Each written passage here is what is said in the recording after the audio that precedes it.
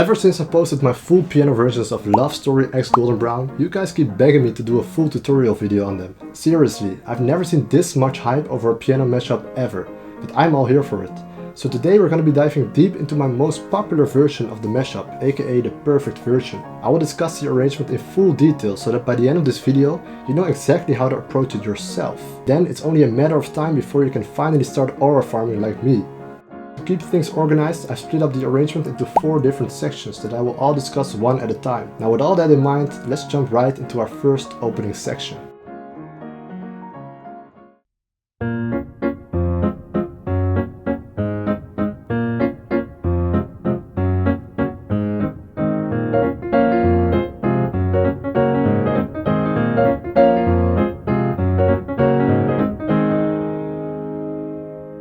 Alright, so we start off with 4 very simple chords, and as you are well aware, these chords continue to dominate the left hand in the entire piece. So in other words, if you master these 4 chords, you're already halfway into playing the full thing. Now what makes these chords difficult to play is that they are accompanied by a lower bass note you keep having to jump to, like this. For a beginner this may be daunting, but once you get the hang of it, it becomes truly easy. So how do you get the hang of it? Well, I've got 4 tips for you. Now the first tip is to loosen your wrist. And I know this may be boring advice to some of you, but it's the absolute foundation. I see so many of you playing with a stiff wrist like this. Not only does it make it so much harder to land on the right notes, it will also make you very tired very quickly. What this piece requires instead is a relaxed wrist that can jump with elegance and most importantly, accuracy, like this. To achieve this, simply check yourself after every chord and make sure your wrist is still loose. Then when you're sure, sort of throw yourself to the next bass note like this.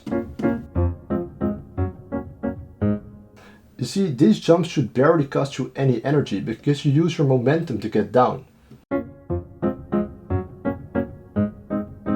And my wrist remains light, as you can see. Now in the beginning you should really exaggerate this looseness so you can make sure you actually got the right technique down. And once you do, you can start playing it more subtle too, like I'm doing here. Now if you're struggling with jumping the right distances, I've got another tip for you. You see, play every bass note and then jump to the chord as fast as possible without actually playing it yet, like this. What this does is it helps you get familiar with the distance, and then once you play the actual piece at full speed, which won't be as fast as this, finding the right chords will suddenly feel natural to you. See, I even have time to jump up high. Which brings me to my third point. Do not jump too high. See, I'm a professional, I'm an experienced player, so I can take some risk. But if you're a beginner, the only thing this does is it will increase the chance of you hitting a wrong note. So what you want to do instead is stick as close to the keys as possible. This will give you the most amount of time to actually hit the right note. Now I've got one more tip for you, which is to use a metronome. I know it's called a metronome, by the way. If you put the metronome at low tempo, you can become familiar with the technique while already playing in the required tempo. Because remember, if you play without a metronome, you're inclined to speed up the parts you find easy while slowing down the parts you find difficult. And this can make your playing sound really muddy, especially when you start playing at full speed. So to avoid this, simply use a metronome to even out your playing and build a great foundation. Now as far as the right hand goes in this section, I really don't have anything to tell you other than, again, loosen your wrist. Because remember, this principle applies to piano playing in general. A stiff wrist will only slow you down and make you feel tired, so always be aware. Now let's move on to our next section.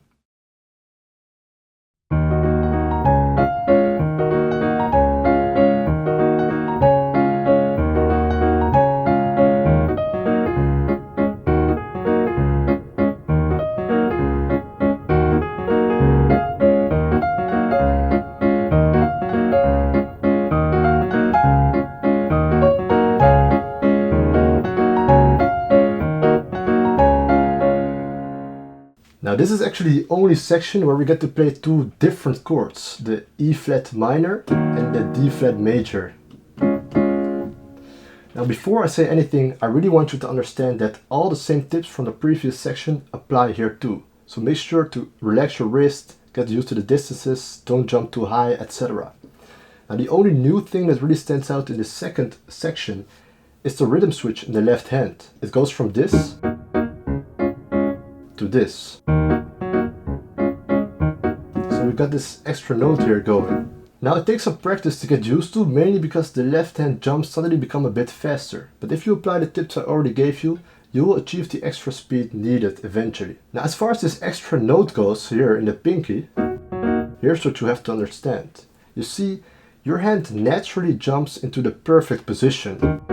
So all you have to do to hit that extra note is to press your pinky down exactly where your hand landed and where your pinky landed.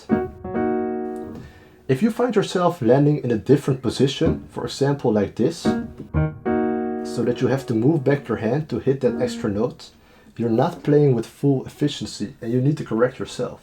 You see, that inefficient landing increases the distance between your hand and your next note, therefore decreasing your accuracy and your overall speed. And by the way, this principle of efficiency applies to all the jumps in this piece and jumps in general, but I waited until this jump to tell you because here you can really visualize why it's so important.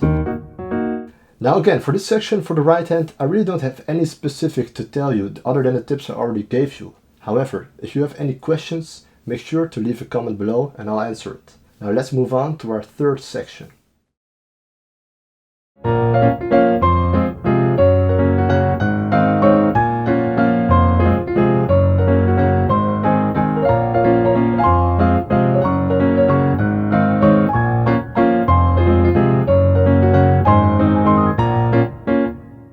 Alright, so this is by far the most difficult section, but also the most rewarding.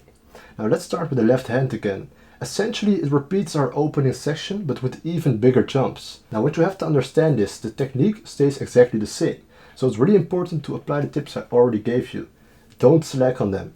If you relax your wrist, practice the distances and don't jump too high, you'll master these jumps sooner or later. Now perhaps even more difficult about this section is that the right hand starts jumping simultaneously with the left hand. The golden advice here would be to apply the second tip for the left hand, but now for both hands at the same time. So you do the jumps as fast as possible, but with both hands, like this.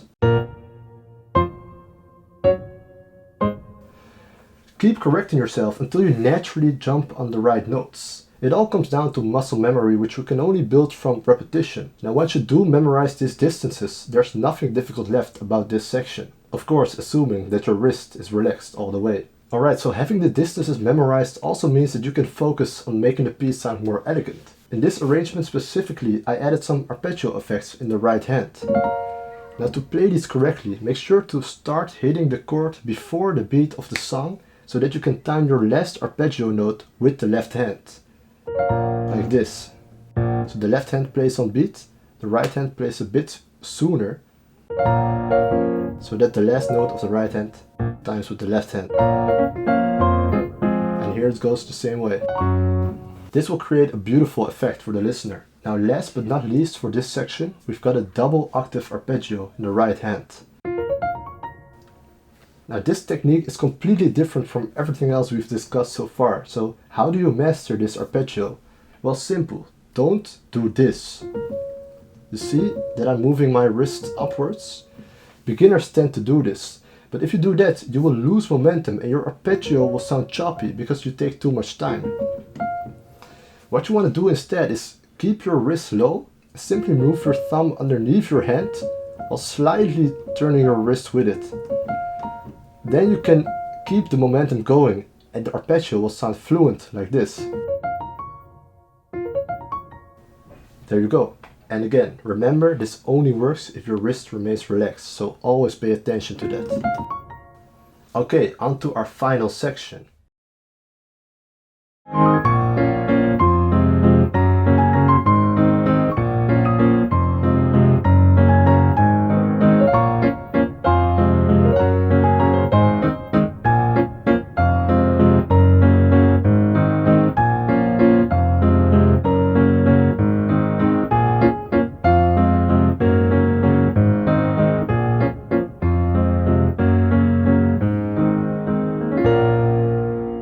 Now as far as this final section goes, the left hand really doesn't need any more explanation. But now you should have already applied all the tips I already gave you, so then you can play the left hand without worries. And to be honest, the same goes for the right hand. This section is essentially an easier version of the previous section, so there's really not anything new you need to understand in order to play this part of the arrangement. Alright guys, the final thing I would like to bring up with this piece is the pedaling. You see, as you are focusing on the really big jumps, you might be inclined to hold down the sustain pedal too much, especially if you're not that experienced yet. However, with this piece and with piano playing in general, you really want to try and switch the pedal between every chord, so like this. Because if you don't do that, then your playing will start to sound really muddy really quickly. I mean, take this for an example. You can hear all the notes clash with each other, so really switch the pedal between every chord. And even better yet, with this piece, you don't have to do it all the time, but to create that cool jumping effect, you can even take down the pedal or take off the pedal after the first chord, before playing that same chord again. Because then you get that cool jumping effect. However, this might be a bit challenging for a beginner, so if you at least switch the pedal between every new chord, your playing will already start to sound very beautiful. Now, if you're wondering where exactly you should apply the jumping effect in the entire piece, well, I'll leave this up to you because it really comes down to taste. How jumpy do you want the piece to sound? So I'll leave the details up to you, but now at least you know the do's and the don'ts. So there you have it guys, we've gone through my full Love Story x Golden Brown piano mashup together. Did you learn anything new today? If so, make sure to leave a comment below. I really hope you stick around for more of the best piano arrangements and tutorials coming soon. Be sure to subscribe and hit that notification bell so you never miss out on anything. Now with all that being said, I see you all in my next video. Goodbye.